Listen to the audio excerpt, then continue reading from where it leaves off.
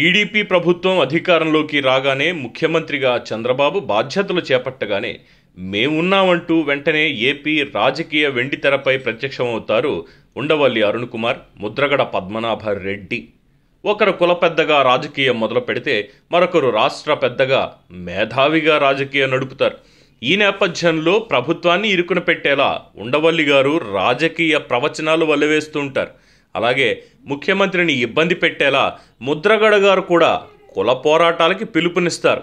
అయితే అనూహ్యంగా ఈ ఇద్దరూ కూడా కేవలం టీడీపీ ప్రభుత్వంలోనే ఈ కార్యక్రమాలన్నీ నడుపుతుంటారు. వైసీపీ హయాంలో వీరికి రాష్ట్ర క్షేమం పట్టదు, కుల హక్కులు గుర్తుకు రావు. అయితే గత 5 ఏళ్లు జగన్కి భజన చేస్తూ వైసీపీకి ఊడిగం చేస్తూ కుల పెద్ద అనే హోదాకు దూరం అయ్యి అన్యాయానికి కాపు కాసినందున రెడ్డిగా రూపాంతరం చెందారు ముద్రగడ.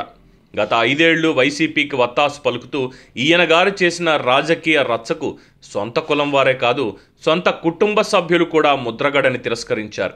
దీనితో రెడ్డి గారిగా మారిన ఈ పెద్దాయన ఇక ఎన్నటికీ తన సొంత సామాజిక వర్గానికి కాపు కాయలేడు, వారి హక్కుల కోసం పోరాటాలకి పిలుపునివ్వలేడు. దీంతో ఇప్పుడు ఏపీలో టీడీపీ కూటమి అధికారంలో ఉన్నప్పటికీ, ముఖ్యమంత్రిగా బాబు పాలన కొనసాగిస్తున్నప్పటికీ కాపు జాతికి రిజర్వేషన్లు కావాలండి, మా హక్కుల కోసం పోరాడతామండి అంటూ బహిరంగ లేఖలు రాయలేరు, ఉద్యమాలకి నాంది పలకలేరు.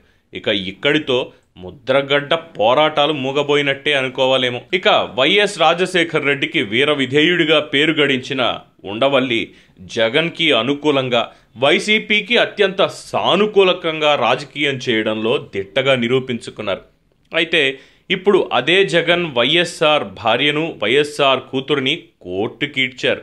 కోర్టుకే కాదు, బజారుకే ఈడ్చేశారంటారనుకోండి ప్రజలు. ఇదే వైసీపీ తల్లి చెల్లి మీద నీచమైన విమర్శలు చేస్తూ వైఎస్ఆర్ విలువను దిగజారుస్తున్నారు కూడా. అయినా సరే ఉండవల్లి నోరు మెదపలేని మౌనం పాటిస్తున్నారు. గత 5 ఏళ్ల జగన్ సోషల్ మీడియా ఉగ్రవాదం తన కళ్ల ముందు కనిపిస్తున్న, బాధితులు చట్టసభలలో ఘోషిస్తున్న ఉండవల్లి కళ్ళున్న గుడ్డివాడిలా మిన్నకుండిపోయారు. దీనితో ఇకపై ఉండవల్లి గారు గతం మాదిరి మీడియా ముందుకొచ్చేసి జగన్కి మద్దతుగా, వైసీపీకి అనుకూలకంగా రాజకీయ ప్రవచనాలు వల్లెవేయలేరు. జగన్ను నమ్మి కుల పెద్దగా చలామణి అయిన ఒకరు చివరికి కులద్రోహిగా మారితే 5 ఏళ్ల దుర్మార్గాన్ని వేలెత్తి చూపలేని ఉండవల్లి ఊసరవెల్లిగా రూపాంతరం చెందారు. ఈ నేపథ్యంలో ముద్రగడ పోరాటాలకు, ఉండవల్లి ప్రవచనాలకు రాష్ట్రంలో ఎటువంటి విలువ లేకుండా పోయింది. ఇంతకీ వీరి నోర్లు మళ్ళీ బయటకు వస్తాయంటారా?